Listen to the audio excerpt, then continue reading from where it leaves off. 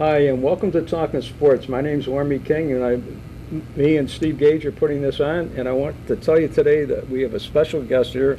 His name is Wes Carr, and he is as good as any athlete I've ever interviewed. And I just want you to know that up front. So, even though you would never pass me the ball, so I would now. welcome, Wes. I'd pass it to you now. Yeah. Tell us a little bit about growing up. Yeah. I was born in Cortland, and so kind of always stayed in the same area, Cortland, Tully, Fabius, Syracuse, that kind of thing. So it was, we were pretty humble beginnings because my dad was in the Army. My first memories, he was in the Army when we lived in Homer, and so I spent as much time as I could with a neighbor. He's a young fellow, about 25, and he was not in the Army because his dad had died, so he was the only one to run the farm, and I became his little buddy. Oh, okay. And so that was my first experience with other people other than my parents.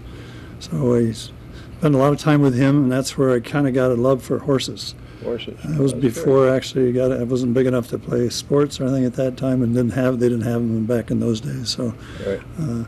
enjoyed a lot of time with him, and so I had kind of a split career, showing and training horses and playing basketball and a couple other sports. What did your mom and dad do in life?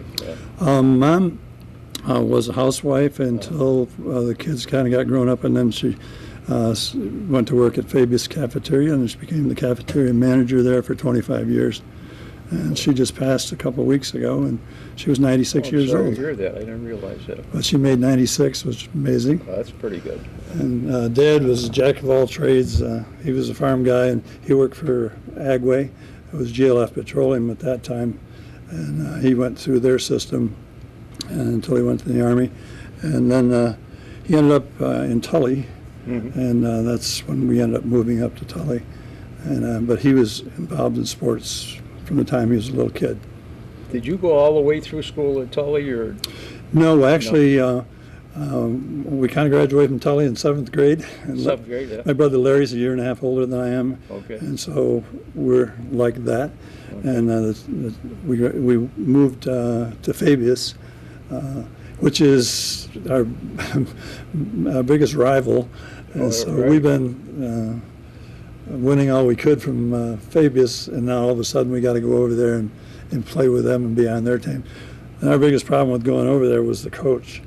He was kind of a loud, boisterous guy, the guy at Fabius, and we were really concerned about moving over there. Right. But Dad had bought a bigger farm up there so it could become a full-time venture, and so we had no choice. But when we walked in the first day of school, we went around to where the coach's office was, and the guy we thought was going to be there wasn't.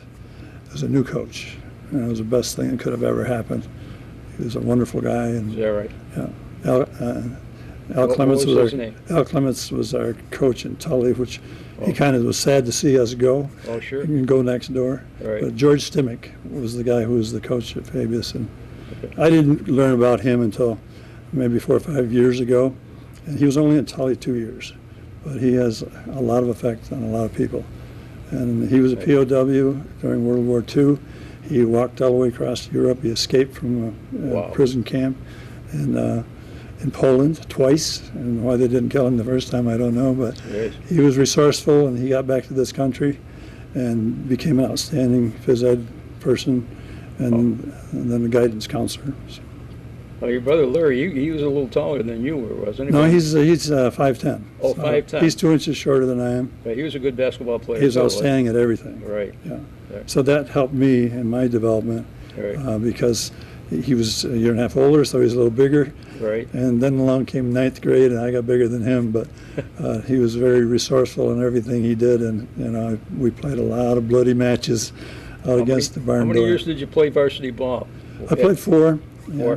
At Fabius? Or? At Fabius, yeah, because we went there when I was in the 8th grade. And my first meeting with Coach Stimmick was he was watching us play during the lunch hour.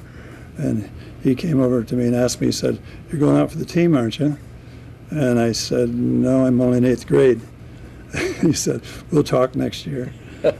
So, I got to know him well over that year. And when the lists came out for who was going to varsity practice, as a freshman, I was listed. I was shocked and delighted, and I knew I had a lot of work ahead of me, but that's the kind of faith he had in me. Well, that's great. So, now, didn't you transfer to, was it Fabius after that?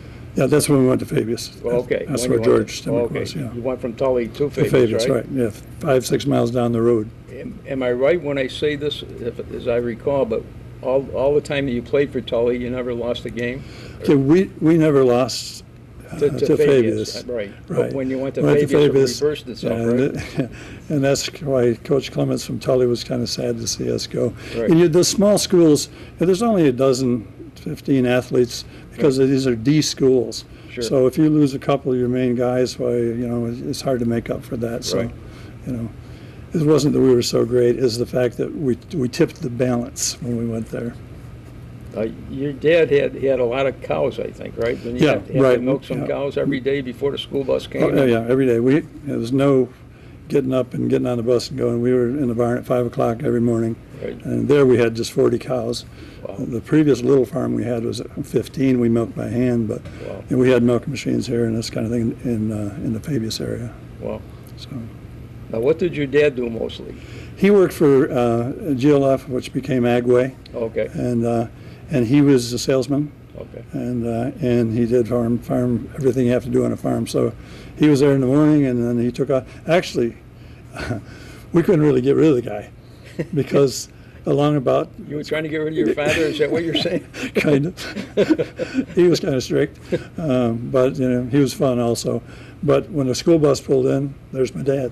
He drove our school bus, Oh, for crying out loud. and then came back and did chores after that, and he was there at night. So That's amazing. s- Now, do you have any sisters? Jan, Jan. Okay. yeah, Younger or older than she's 3 years younger than I am. you? Okay. And and I showed you that scrapbook, and the only reason I have it, it's great information to have now. Right. But she was in 8th grade, Right. and so she kept every article from both Syracuse papers and from the school paper and from the Tully Independent. So I have that 1 year when I was a junior that I have every article that was written. Right. Now the next year, she discovered boys, Wow. and Forget the scrapbook. she right? became a cheerleader. I think I have 4 games in there from that year, and it was over. But it's great to have that year. That was the best year in Fabius history. What was your sister's name? Jan. Jan. Yeah. Okay. Well, that's nice that she would put a book like that together for you. It was amazing. That's what I kind of do, and I know what goes into it, and it takes some time and everything, but it's nice when you get it done, It really is. So. She's Good very for you. meticulous, and she had everything in order, and so it was. Now, I know in your basketball career that you scored a lot of points, and I know you hold the school's records for all those points, but could you share some of that with us? Well, when I started playing as a freshman, that was a 10-point a game year for me because of the learning experience. And Coach Stimmick was very fair. He always played a senior, started the seniors, and I always came in within a couple minutes of each half. So I didn't start that year, but I played most of the minutes. So I averaged 10 that year. And as a sophomore, I'm not sure as we gelled as well as we could have, but again, I had a 17-point a game year that year. But then the older kids graduated, and it was just my brother's class and my class, and we were like that. And those guys came together, and I averaged 27.4 in that year. And then they all graduated, left me there by myself, and it was 26-9 in my senior year with double teams all the time. So it was not nearly as much fun, but. We won the league in my junior year, and we were second in the league in my senior year. And so it was, there were fun times. Full gyms, and we had a very small gym, so it was crowded all the time. And I know that you went to Syracuse for a little bit, and I wish you had stayed there, but yeah, that's water over the dam. But tell guess us about that a little bit. It wasn't meant to be, I guess. I'm not just sure exactly what was going on with that, but Cornell was at 4 of my games, and Roy Green was the coach down there, and I had a nice visit down there, and I should have gone there because I'm a farm kid, but Syracuse, I mostly had correspondence, and I didn't really talk with anybody directly, but I got this letter in the mail that I had a full scholarship, and the information, who to contact about reporting there.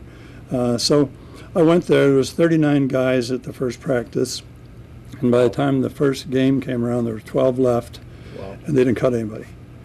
So they just ran them off the court. The old Archibald gym up there, I think it's 3 courts side by side, and the laps you did on that were all 3 courts. Wow. And 20 laps were the kind of thing. And Andy Mogish was the coach, and he ended up being a golf coach, was a better fit for him.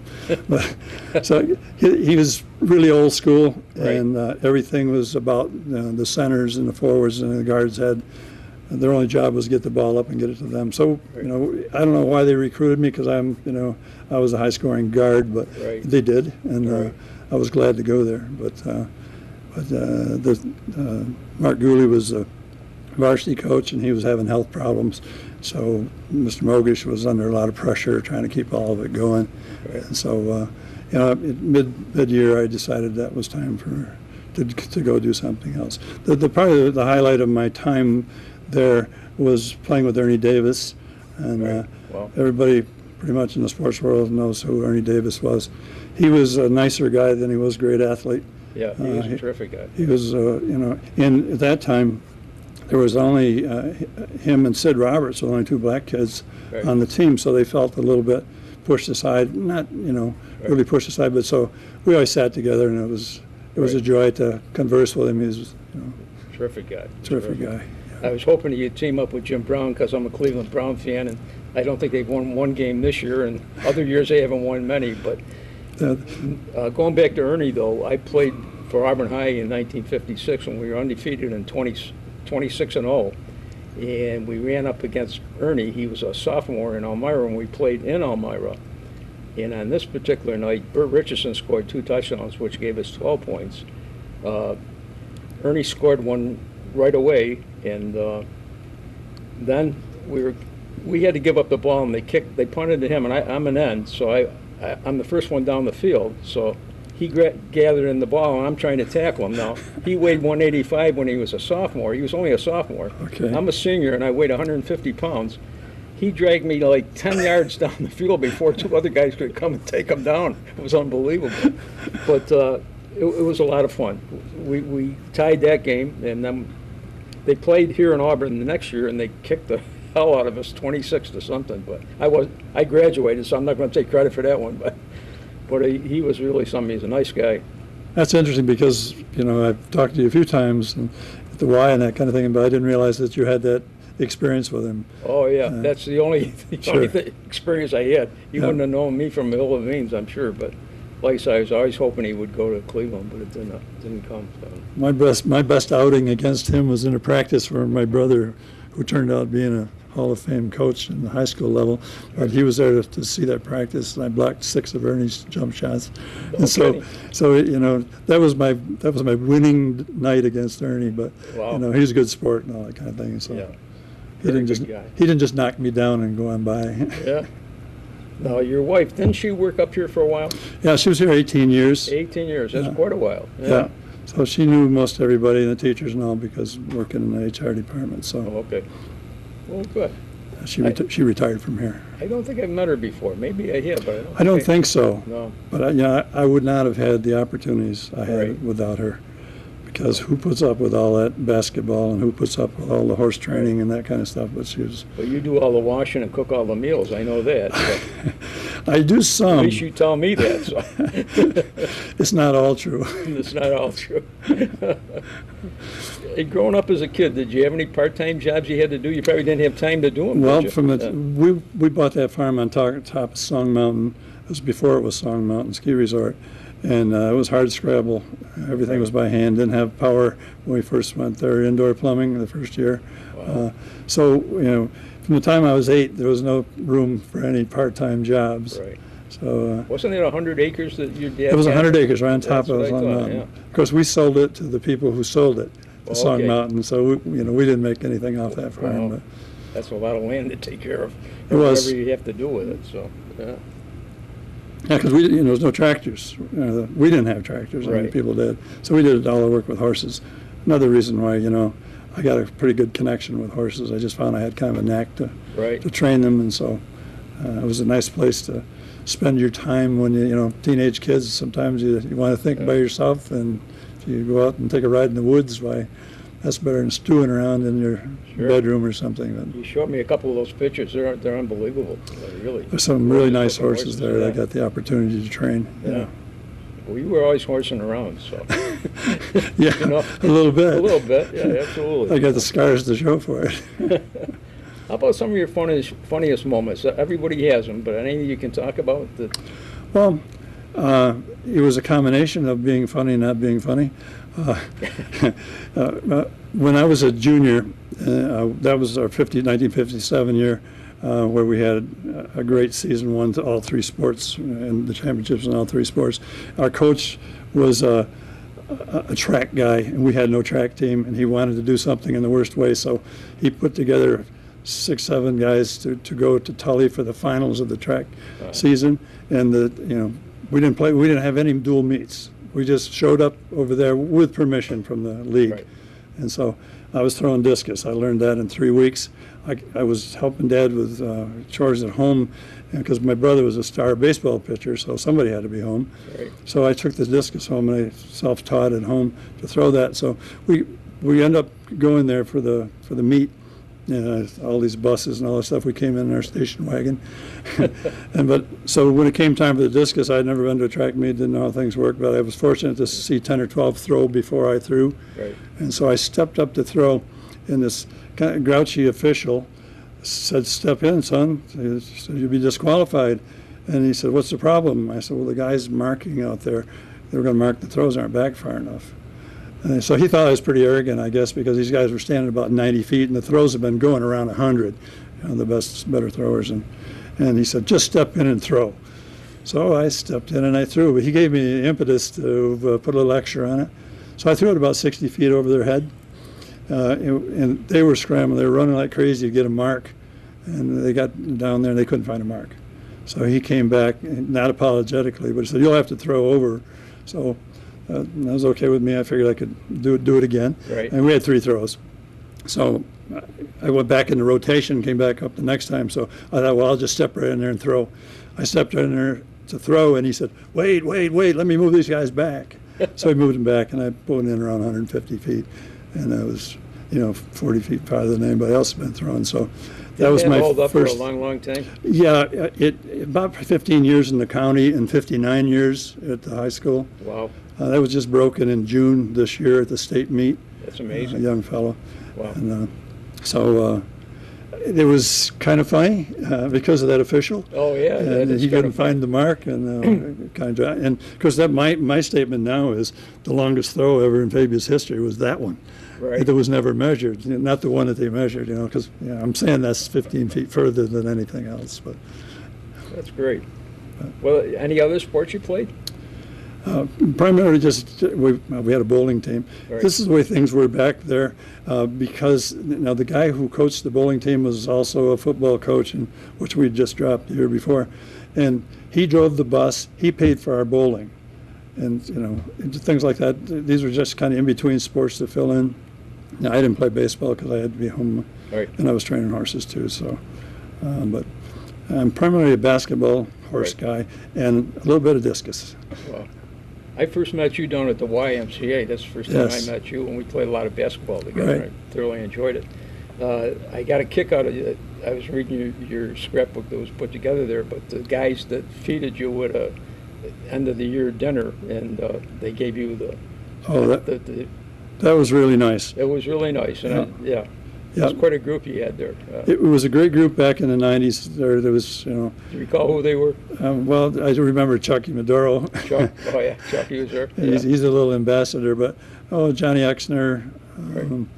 Just trying to think. John Summers was there. He was a good one too. John was. Yeah. Tim Taylor.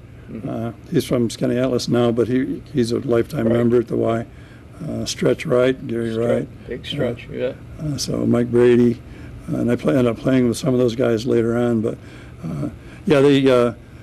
they put together a Christmas party. It was kind of unusual. I'd never done that, right. And so they had a nice. Cassidy's was still there. That's how long ago that was. Right. And so they had a nice gathering there. And afterwards, Chuck pulled out a table, they had some of these old trophies on there with no plates on them, and they had some gag gifts and that kind of stuff, and they had a little award ceremony, and they had, you know, best shooter, best trash talker, and best, you know, and I wasn't winning anything, didn't care much about it, and they come down to this one old grubby trophy, kind of big thing with no plate on it, you know.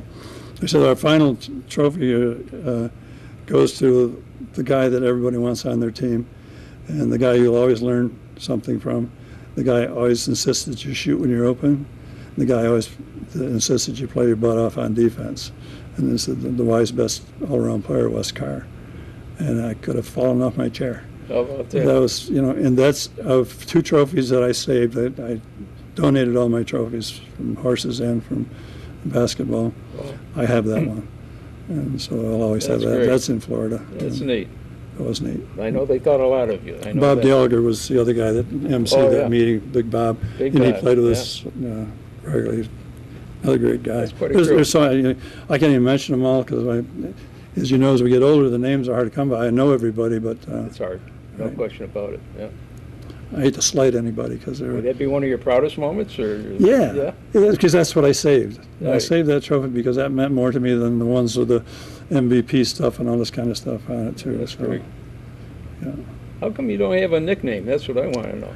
I guess Wes was good enough. Wes was good enough. Oh, okay. I did have very briefly. I had a nickname. That's it. My Mr. Defense's father. Is that a nice short name? My son Tim was MVP of the league, the IAC, for 2 years in a row in his junior and senior year, and they were playing up here at the college, Right. and we were playing Union Springs in the Christmas tournament, and there was a big kid on the other team scored 20 points in the first half, and it wasn't Tim's guy, and they put Tim on him and he shut him down, and we were behind by quite a lot in the beginning, and then we ended up winning the game. So the Sunday paper that day in the leisure section, the front page was Tim Carr on there with said Mr. Defense. So I couldn't live that down at the Y. Whenever I went to the Y to play, they would say, "I got Mr. Defense's father." Ferris Smith was the one that started that, and he constantly called me that for a while. So no, I didn't really have to get anything that was too unusual. That horse that you had, what was the name of that horse again? Timoteo. Yeah, he's a Morgan. One of the best looking horses I've seen in a long time, but that's commendable that you would take care of that horse like that. His brother, I have a couple pictures here, and his brother is 2 years younger than he is. And so I trained both of those horses, and Timoteo is a horse I use for demonstrations for saddle clubs and that kind of stuff. And he's like a big border collie. I can get him to do a lot of stuff. He's pretty well trained, and we've had a lot of fun. He's been in 3 magazines, and lots of people enjoyed him. And we've had the top trainers in the Northeast, Morgan trainers, come here because they're wondering what I was doing. Because all of a sudden our horses at Ledyard Farm were starting to win grand championships. Wow. And so it's been my horse stuff that I started when I was 5, end up at when I'm 70, I end up getting a So little you're still benefit horsing from that. around then, right? I am still horsing around. Right. I kept Timoteo. He's 7 years old and he's in Florida. We have some demonstrations to do when I get back down there. Good. Now, I know you haven't been in Auburn all your life, but you've seen it from different views and like Yes. that. But any suggestions for the city of Auburn that you'd like to see? I've always lived outside the city, down in Poplar Ridge area, Mhm. and I always came into the Y, Booker T, to play ball, and some of the outdoor courts, and I've always enjoyed that. And one thing I noticed when I first came here, it seemed like there was a lot of people running, and I don't see as much of that anymore. And I don't know whether there's less or just because I get up here less, but it's for me, it's a great small city. Right. I'm not a big city guy. Syracuse is okay to go to for your doctor's appointments, but Right. it's not a place that you like to. And this is kind of like home here. Right. You see people on the street that you know, and the sports are interesting here. And I always felt included here after I went to the Y. Right. Just were taken right in and got great opportunities from that because there's so many leagues here. Oh yeah.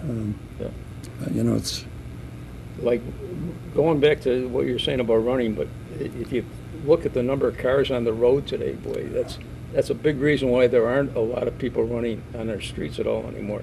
That's probably it, yeah. Everything is pretty tight now. That's true, because now when I think about it, the runners were as much in the road, more so than they were on the sidewalks. Yeah. My son Jeff works as a nurse at Westminster, and Okay. I had to take him to work a few times. But if I went down like Elizabeth or Hamilton or any of those streets down there, he worked the 11 to 7 shift at night. Okay. So all the way up and down the street on both sides are cars parked out there because probably there's no room to put any more into their yards or driveways. And it's sad, but you're almost reduced to one lane driving throughout the community. It's unbelievable. Yeah, and South Street has those nice markings on there for bicycles. Right. And I wouldn't ride a bike down through there. I mean, there's just not room enough to do that. And You better have a suit of armor on you if you do it. And a lot of luck. We'll take you to your nearest doctor, whoever he may be. So. Right. Well, what else would you like to talk about? Well, I'm not sure just where to go with, because I played so long that I would say that the opportunities that we got here through the Y were really great, and I wouldn't have known to come to the Y if I hadn't moved to Schenectady when I was 27. Mm-hmm. I worked for American Linen, and I was a branch manager in Syracuse when I was 24, and when I was 27, I got the job as general manager down there. And so my first experience with a Y was in Schenectady. And so, I asked where it was, and the guys told me, and so I went in there and it started a 3-year chapter in my history that was just great. Mm-hmm. I got a real awakening when I went into the physical director's office, and he said, "Hey, we got the draft for the basketball league on Saturday. It's on Thursday now." So nobody knew me, so I'm standing there in this line of people to be drafted as over 50. Right. And we get down to the last 3, I'm still waiting to get drafted. And so finally the guy who was the manager that I talked to, Peter Pink, he said, "I'll take the last 3. He didn't want anybody to be embarrassed being the last one. So that turned out kind of to be interesting because Pete had the connections in Schenectady, Albany area with all of the better teams, whether it was basketball or softball.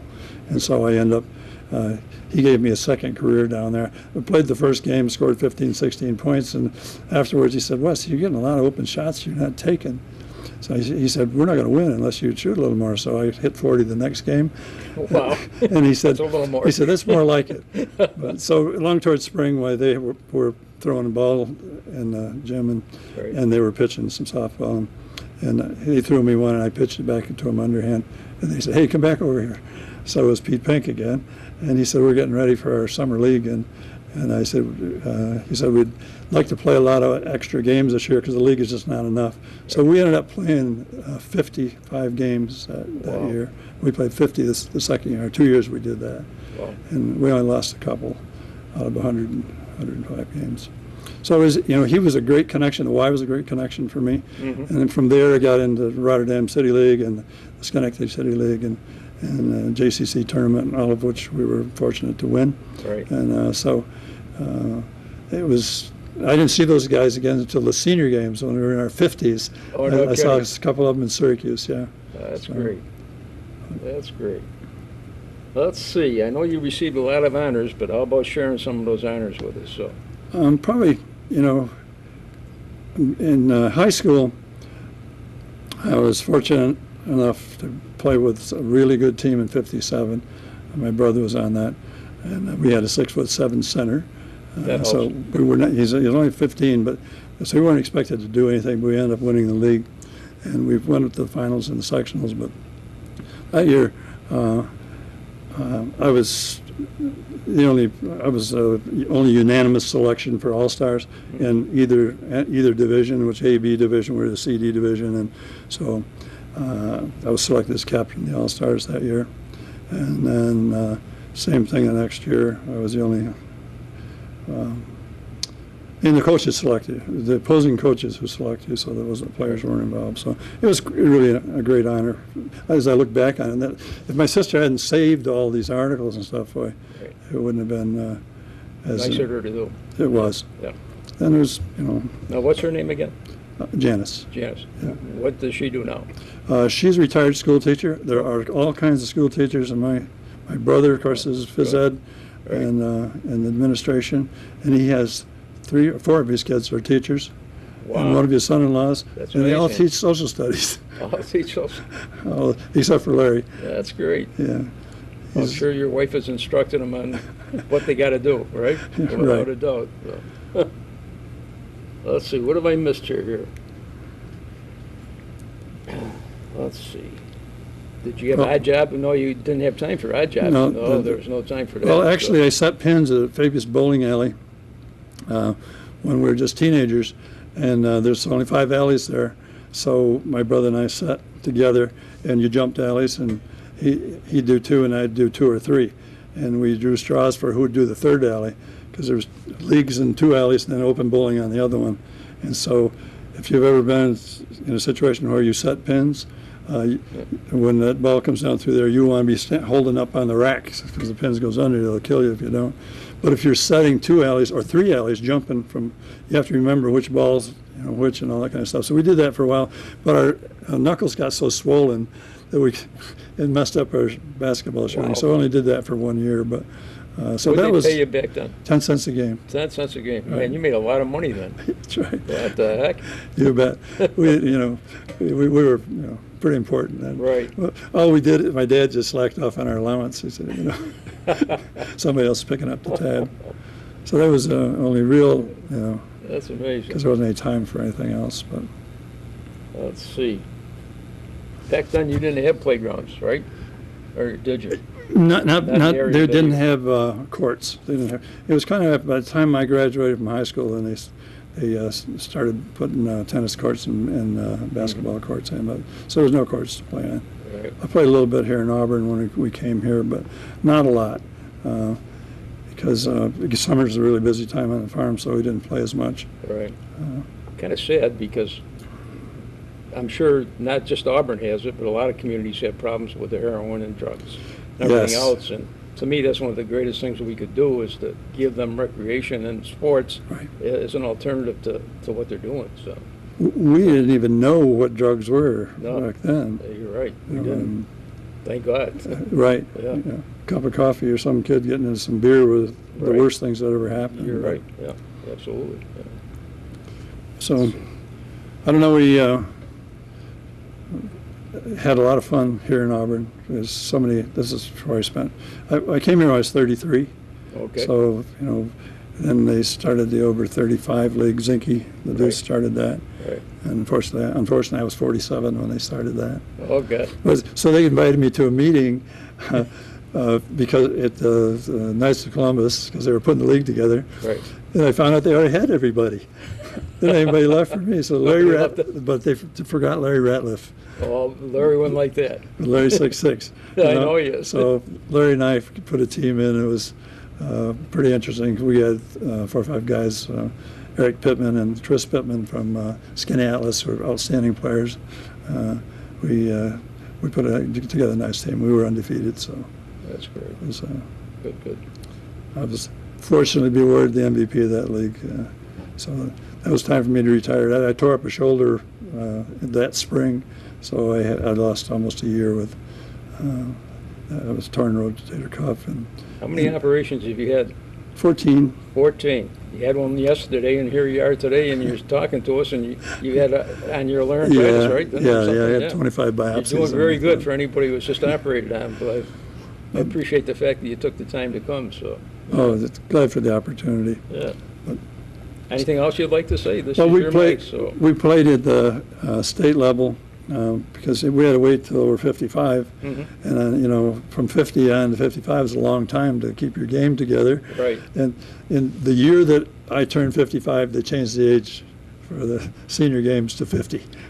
So I just waited 5 years to play. But so I played 10 years in senior games, and we won New York State in '03. but I was fortunate to pick up with some guys through that played interstate, and it was they played international tournaments. Buffalo's an international tournament, and Toronto, Canada is, and St. George, Utah is World Senior Games. And so they said they were sick of playing against me, and they asked me if I'd play with them. So after I had 2 surgeries, and when I was 60, had given up the sport, I got some phone calls, and when I was 61, I was back playing. So I went 4 more years, and I played with those guys. It was fun traveling around the country. We won all those tournaments, and in '02 we were silver medalists at Utah, but we went back in '04 and in a 17-team tournament of teams from all over the world. There were 3 teams from Europe, and the rest of them were mostly big city teams, Miami, and we ended up beating some NBA player teams. But we had a big team. I mean, I was the only one from this area, and there's other guys from all over 3 states, and then Taylor Law was the name of the team, and they sponsored it. And the Taylor brothers, they're 6'2", 6'5", and 6'10". They played. And the 6'10" guy was not in our age group. He was younger. Oh. But along the way, my center from high school, who turned out to be 6'10", he was 6'7" when he played with us, came to a class reunion. And that was a year before we were going to go to Utah to play in the World Games. And I said, he didn't look too bad shape. And I said, you're interested in playing together again? Yeah. And so he said he flew back home to Dallas. He said he put out his cigarette. He got a personal trainer, and he trained and trained and trained. And he came to Utah in pretty darn good shape. Wow. And we ended up winning the gold medal. And so, but we had 7 guys from 6'4" to 6'10". So you had to be that. Wow. And Leroy Ellis was the center of the team that we beat. And LaRon Ellis, maybe you remember LaRon played at Syracuse. He was 6'8". He was a little guy compared to his dad. But Leroy was 6'11", and they were from L.A., and that's who we had to beat to win that gold medal. And so it was a nice opportunity and to play with those guys. It was as much fun. It's just an accomplishment. Right. And the most fun I had was playing with my own kids and that kind of stuff. Always the way. At the Y. Yeah. Because we had a stretch where Dan and Tim came home from college, and we played 4-on-4 up there. Jimmy Doherty usually snuck in the locker room and walked in with us. Right. So because it's the next 4, right? So he played with us a lot. But we played one stretch there when Dan got married. Tim came home from California, and we played twice. We played 2 different separate weeks, once in Christmas and one in Easter. Right. We played 113 games, and we won 112. Holy crap! That's fantastic. It was one, so you love playing with your kids. Right. At the Y, on Saturday morning, they had the A court down here and the B court up there. Yeah. We played all the way through the A court, and the A court guys got a little disgusted, so they went down and played on the B court. When we got through playing everybody, we'd won 11 games. We looked down, there's nobody left to play. They're all playing on the other end. So anyway, that was one of those fun times. But sure. Those are the joyful times. Did you get a chance to play against Bud Smith at all? Yes, I did. He's going to be our next guest. He should be coming along in a little bit here. So. I just demonstrated just running one-hander to you there. Well, I know you did. I remember it well. Yeah. Steve's got to catch his fastball, too. So. Did he pitch? Yeah, he did. Yeah. He's a good guy. I only pitched because I had experience pitching at home. Right. My dad was a pitcher. My brother's a pitcher. I caught everybody. Right. But, Dad always gave me a break, and he taught me to throw a little bit. So when I went to Schenectady, I was a pitcher. Were you windmill? Yes. Windmill, yeah. It wasn't, I had a great knuckleball, and I could place the ball anywhere it had to be. And our catcher was an outstanding catcher. He learned every batter, and all I had to do was put it where he said. And it would be ground balls. And there was no point in trying to strike everybody out. That you want to get them in trouble. Right. And the guys behind me were just terrific. Dave Blow was one of the guys behind me playing softball. He led the nation in scoring and basketball. He was a good one. So I got to play with him down there, and he was married to one of Peter Pink's sisters. So right. Oh, wonderful. All the sisters brought great athletes to the game. So that's great. It was good.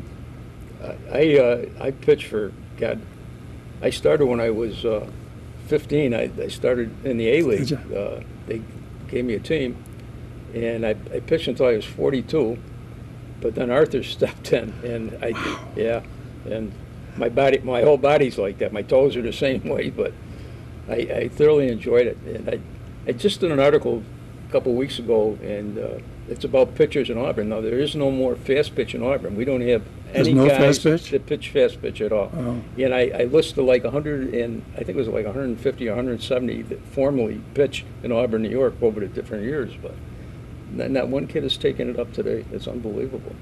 So consequently, all they have is girls teams playing over the Y field. That's what I was going to say.